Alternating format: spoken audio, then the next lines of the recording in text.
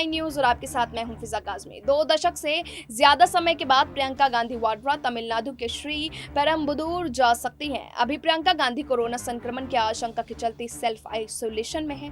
हो सकता है कि उनका ये दौरा रद्द हो जाए। श्री पेरम्बदूर वही जगह है जहां प्रियंका के पिता और पूर्व प्रधानमंत्री राजीव गांधी की निर्मम हत्या की गई थी। इस हत्या के बाद प्रियंका 11 जनवरी 1998 को आखिरी बार श्री पेरम्बदूर गई थी और इसी वक्त एक भविष्यवाणी की गई थी। 11 जनवरी 1998 को जब प्रियंका गांधी वाड्रा श्री पेरम्बदूर गई थी तो उनके साथ मां सोनिया गांधी भी मौजूद थी। प्रियंका की लाल और नारंगी रंग की साड़ी उनकी मां की हरी और मेहरून रंग की साड़ी की तुलना में शानदार थी। इस दौरान प्रियंका के चेहरे पर मुस्कान थी। घबराहट और हिचकिचाहट सोनिया के चेहरे पर नजर आ रही थी, लेकिन प्रियंका आश्वस्त, संजीदा और सहज थी। तमिलनाडु के शहर श्री पेरम्बदूर में एक चुनावी रैली को संबोधित करते हुए 11 जनवरी 1998 को प्रियंका गांधी ने तमिल में कहा था, एलोरम कांग्रेसिको वोट पोड़ंगम, आप सभी कांग्रेस को वोट करें।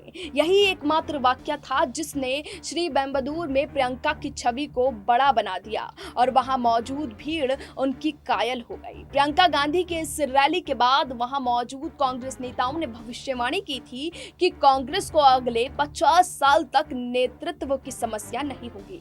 सोनिया कम से कम 20 साल पार्टी का नेतृत्व करेंगी और फिर हमारे पास प्रियंका गांधी वाड्रा होंगी। 20 साल कांग्रेस नेताओं की भविष्यवाणी साकार होती दिख रही है, वो भी ऐसे वक्त जब राहुल गांधी की राजनीतिक बार बार लड़खड़ाती रही है।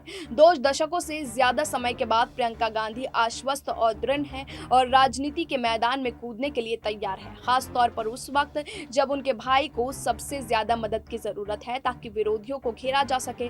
उत्तर प्रदेश पर केवल फोकस करने का संकल्प लेने वाली प्रियंका गांधी अब असम, केरल और तमिलनाडु में भी प्रचार कर रही हैं। केवल कांग्रेस नेतृत्व ही नहीं बल्कि प्रियंका गांधी वाड्रा भी जीत का स्वाद चखने के लिए बेचैन है, खास तौर पर तब असम और केरल में।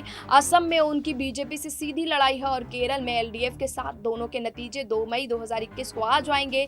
ये सिर्फ बीजेपी की वार मशीन और नरेंद्र मोदी, अमित शाह की ताकत है जो गांधी परिवार को परेशान कर रही है। कांग्रेस धीरे धीरे हर इलाके, समूह और उम्र के बीच सिमटती जा रही है। खास तौर पर राहुल गांधी के नेतृत्व संभालने के बाद G23 के नेताओं के साथ कई राज्यों में नेतृत्व संकट है। गांधी परिवार कांग्रेस की वस्तुस्थिति को समझती है, वो असंतोष और बेचैनी के बारे में जानते हैं। हालांकि उन्हें यह भी विश्वास है कि औसत कांग्रेस व्यक्ति उनके साथ हैं। विशेष रूप से सोनिया गांधी की अगुवाई में 2004 और 2009 में बैक टू बैक जीत सुनिश्चित करने के बाद ग्रैंड ओल्ड पार्टी से लोगों का जुड़ाव बना हुआ है। इसलिए गांधी परिवार ये सुनिश्चित कर रहा है कि वो अपना 100% देते हुए नजर आएगा। ये दिखता है कि जब प्रियंका पूर्व से दक्षिण की ओर जाकर प्रचार करती हैं और केरल, तमिलनाडु और पुदुचेरी की जिम्मेदारी उठाए, राहुल गांधी कड़ी मेहनत करने के बाद एक बार फिर नहीं बल्कि 3 बार असम का दौरा करते हैं।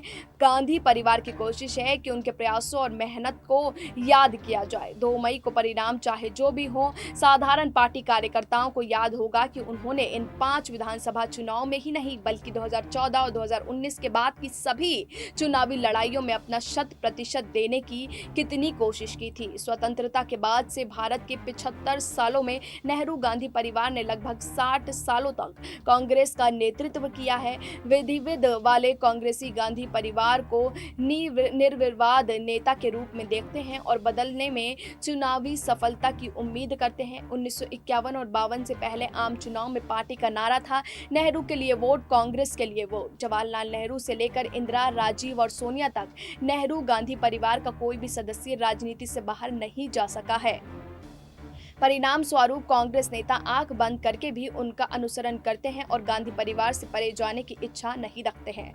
हालांकि अब राहुल, जिन्होंने अभी तक नतीजे नहीं दिए हैं, और प्रियंका पर निर्भर हैं कि वो इस धारणा से कैसे निपटते हैं। कुछ इसे भ्रामक कहते हैं, लेकिन ये बात तो साफ है कि प्रियंका की भूमिका पार्टी के पुनरुत्थान के लिए महत्वपूर्ण है, वो चाहे 2 मई 2021 हो या उससे आगे की। फिलहाल अभी के लिए इतना ही, लेकिन देश और दुनिया की तमाम बाकी खबरों के लिए आप जुड़े रहिए SPN9 न्यूज के साथ।